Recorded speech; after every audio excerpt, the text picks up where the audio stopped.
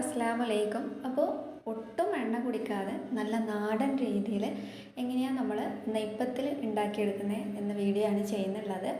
ഇത് വളരെ പെർഫെക്റ്റ് ആയിട്ടുള്ള ഒരു നെയ്പ്പത്തലിൻ്റെ റെസിപ്പിയാണ്. അപ്പോൾ വീഡിയോ കാണുന്നതിന് മുന്നേ എല്ലാവരും ചാനലൊന്ന് സബ്സ്ക്രൈബ് ചെയ്തിട്ട് സപ്പോർട്ട് ചെയ്യാം. അപ്പോൾ welcome back to my channel. അപ്പോൾ നമുക്കിത് എങ്ങനെയാണ് ഉണ്ടാക്കുന്നതെന്ന് നോക്കാം.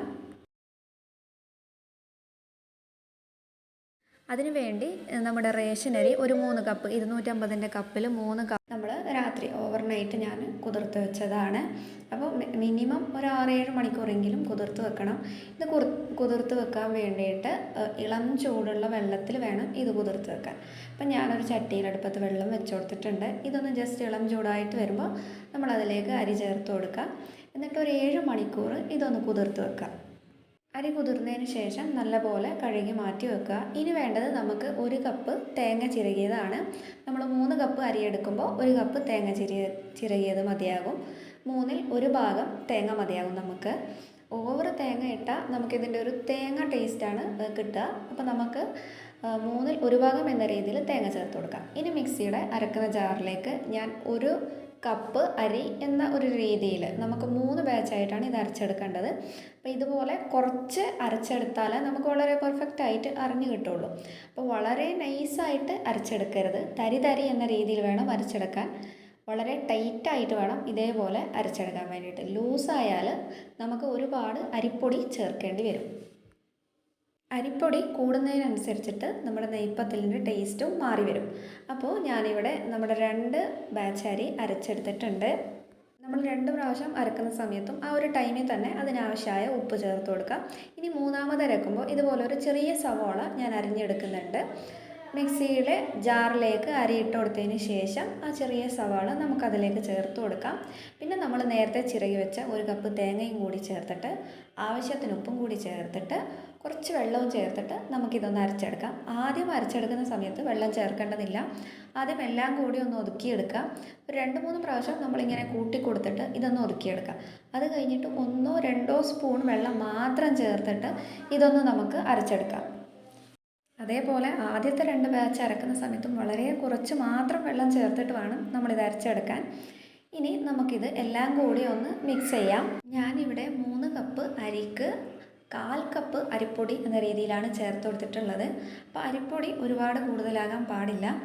കൂടുന്നതിനനുസരിച്ച് നമ്മുടെ ടേസ്റ്റ് മാറും. അപ്പോൾ വെള്ളം വളരെ കുറച്ച് മാത്രം ചേർത്തിട്ട് വേണം നമ്മളിത് അരച്ചെടുക്കാൻ. അതേപോലെ പ്രത്യേകം ശ്രദ്ധിക്കുക, വളരെ നൈസായിട്ട് അരച്ചെടുക്കരുത്. തരി പോലെ തന്നെ വേണം അരച്ചെടുക്കാൻ. ഏറ്റവും ലാസ്റ്റത്തെ ബാച്ച് അരച്ചെടുക്കുന്ന സമയത്ത് തേങ്ങയും അരിയൊക്കെ കുറച്ചും കൂടി തരി പോലെ നമുക്ക് കാണാൻ പറ്റും. അതൊരു പ്രശ്നമല്ല. നമുക്ക് നെയ്പ്പത്തലിന് ഇതുപോലെ തന്നെയാണ് അരച്ചെടുക്കേണ്ടത്. അപ്പം ഞാനിവിടെ ആമിസിൻ്റെ പത്തിരിപ്പൊടി, നമ്മൾ ഒറോട്ടിക്കൊക്കെ എടുക്കുന്ന ആ ഒരു പൊടിയാണ് ചേർത്ത് കൊടുക്കുന്നുള്ളത്. ഗ്രൈൻഡറിലൊക്കെ അരക്കുന്നവരാണെങ്കിൽ നമുക്ക് അരിപ്പൊടി ആവശ്യമായിട്ട് വരുന്നില്ല. അപ്പോൾ മിക്സിയിൽ അരക്കുമ്പോഴാണ് നമുക്ക് അരിപ്പൊടി ആവശ്യമായിട്ട് വരുന്നുള്ളത്. അരിപ്പൊടി ചേർത്തിട്ട് നല്ലപോലെ മിക്സ് ചെയ്യുക. നമ്മുടെ കയ്യിൽ ഉരുട്ടിയെടുക്കുമ്പോൾ ബോൾ ഒരുപാട് കട്ടിയാകാനും പാടില്ല. നമുക്ക് ഉരുട്ടാൻ പാകത്തിന് ഇത് നമുക്ക് അരിപ്പൊടി ചേർത്തിട്ട് കുഴച്ചെടുക്കണം. കുറച്ച് അരിപ്പൊടി ചേർത്തിട്ട് നമ്മുടെ കൈ കൊണ്ടൊന്ന് ബോൾ ഉണ്ടാക്കി നോക്കുക. ബോൾ ഉണ്ടാക്കി നോക്കുമ്പോൾ ലൂസാണെങ്കിൽ കുറച്ചും കൂടി അരിപ്പൊടി ചേർത്ത് കൊടുക്കാം.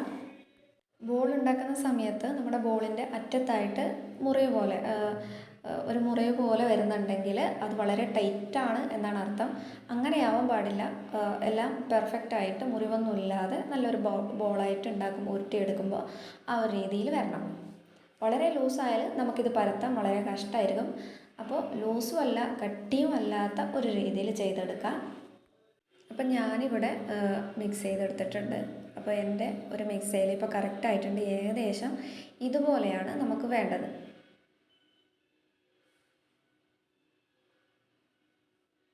ഇനി ഇതിലേക്ക് നമുക്ക് ജീരകം കൂടി ചേർക്കാനുണ്ട്. നല്ല ജീരകം അഥവാ ചെറിയ ജീരകം. ഞാനിവിടെ ഏകദേശം 1.5 സ്പൂണോളം ചെറിയ ജീരകം ചേർത്ത് കൊടുക്കുന്നുണ്ട്. ചെറിയ ജീരകവും കൂടി എല്ലായിടത്തും എത്തുന്ന രീതിയിൽ ഒരു സ്ഥലത്ത് തന്നെ ഒരുമിച്ചിടാതെ നമ്മളിതൊന്ന് സ്പ്രെഡായിട്ട് ഇടാൻ വേണ്ടിയിട്ട് ശ്രദ്ധിക്കണം കേട്ടോ. വളരെ കട്ടിയായ മാവായതുകൊണ്ട് തന്നെ സ്പ്രെഡ് ചെയ്തിട്ടാലേ നമുക്കിത് എല്ലായിടത്തും എത്തിക്കാൻ പറ്റുള്ളൂ. അപ്പോൾ എല്ലാം കൂടി ഒന്ന് കുഴച്ചെടുക്കുക.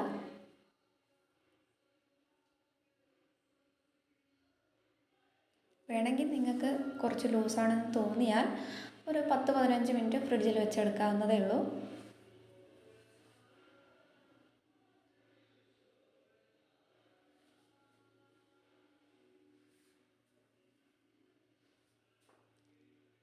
അപ്പോൾ ഈ ഒരു രീതിയിലാണ് ബോൾ ഉണ്ടാക്കിയെടുക്കേണ്ടത്. ഇനി നമുക്ക് അടുപ്പിലേക്ക് ഒരു ചീനച്ചട്ടി വെച്ച് കൊടുക്കാം. ഞാനിവിടെ ഒരു ഇരുമ്പിൻ്റെ ചീനച്ചട്ടി വെച്ച് കൊടുത്തിട്ടുണ്ട്. അതേപോലെ നെയ്പ്പത്തിൽ കോരിയെടുക്കാനുള്ള പാത്രങ്ങളും സ്പൂണും ഒക്കെ റെഡിയാക്കി വെക്കാം. ഞാനിവിടെ ഫ്രീഡം ഓയിലാണ് ഉപയോഗിക്കുന്നുള്ളത്. വെളിച്ചെണ്ണ വേണമെങ്കിലും യൂസ് ചെയ്യാം. ചട്ടി ചൂടായി വരുമ്പോൾ അതിലേക്ക് ഓയിൽ ഒഴിച്ച് കൊടുക്കുന്നുണ്ട്. ഒരുപാട് ഓയിൽ ഒഴിച്ചു കൊടുക്കാതെ അതിൻ്റെ ഒരു 1/4 ഭാഗം മാത്രം ഓയിൽ ഒഴിച്ചു കൊടുക്കുക. നമുക്കിത് ഒട്ടും എണ്ണ കുടിക്കാതെ ചെയ്യുന്നുള്ള നെയ്പ്പത്തിലാണ്. ഇനി ഒരു തുണിയോ അല്ലെങ്കിൽ ഒരു കവറോ എടുക്കുക. ഞാനിവിടെ ഒരു കവറാണ് എടുത്തിട്ടുള്ളത്. തുണി എടുക്കുന്നവരാണെങ്കിൽ ആദ്യം തന്നെ എണ്ണ പരത്തി കൊടുക്കേണ്ട ആവശ്യമില്ല. ഞാനിവിടെ കവർ എടുക്കുന്നത് കൊണ്ട് തന്നെ കുറച്ച് എണ്ണ ഇതിൽ പുരട്ടി കൊടുക്കുന്നുണ്ട്.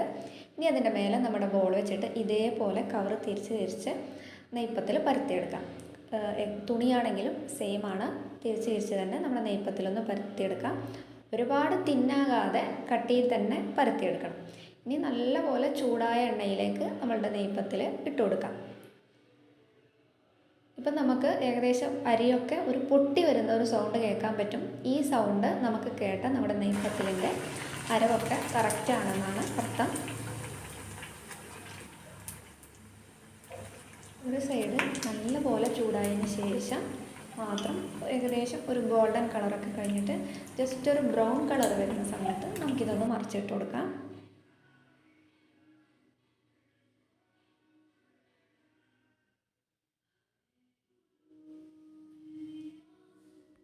പരത്തുന്ന സമയത്ത് നെയ്പ്പത്തിലിൻ്റെ സെൻറ്റർ ഭാഗം വളരെ അമർത്തിയിട്ട് പരത്തരുത്. അതിൻ്റെ സൈഡ് ഭാഗം മാത്രം ജസ്റ്റ് ഒന്ന് പരത്തി കൊടുക്കുക. വളരെ കട്ടിയായിട്ട് ഉണ്ടാക്കുന്നവരുണ്ട്. കണ്ണൂർ സ്റ്റൈലിലൊക്കെ ഉണ്ടാക്കുമ്പോൾ നല്ല കട്ടിയുള്ള നെയ്പ്പത്തിലാണ് ഉണ്ടാക്കാറുള്ളത്. അപ്പോൾ അത് നിങ്ങളുടെ ഇഷ്ടത്തിനനുസരിച്ച് ചെയ്യാം കേട്ടോ. അപ്പോൾ നമ്മുടെ ചാനൽ ആദ്യമായിട്ട് കാണുന്നവരാണെങ്കിൽ ഒന്ന് സബ്സ്ക്രൈബ് ചെയ്തേക്കാം. അതേപോലെ ഈ വീഡിയോ നിങ്ങൾക്ക് ഉപകാരപ്പെടുന്നുണ്ടെങ്കിൽ ലൈക്ക് ചെയ്യാനും നിങ്ങളുടെ അഭിപ്രായങ്ങൾ കമൻറ്റ് ചെയ്യാനും മറക്കരുത്. അപ്പോൾ ഓരോ നെയ്പ്പത്തിലായിട്ട് ഉണ്ടാക്കിയെടുക്കുന്നുണ്ട്. നിങ്ങൾക്ക് കാണുമ്പോൾ തന്നെ മനസ്സിലാകുന്നുണ്ടാവും ഇത് എത്ര പെർഫെക്റ്റ് ആണെന്നുള്ളത്. നമ്മുടെ നാടൻ രീതിയിലുള്ള പഴമയുടെ അതേ രുചിയിൽ തന്നെയാണ് ഞാൻ ഉണ്ടാക്കിയെടുത്തിട്ടുള്ളത്. അപ്പോൾ ഇതുവരെ വീഡിയോ കണ്ട എല്ലാവർക്കും താങ്ക് യു. എണ്ണ കണ്ടോ അതേപോലെ ബാക്കിയുണ്ട്. അപ്പോൾ ഓക്കെ.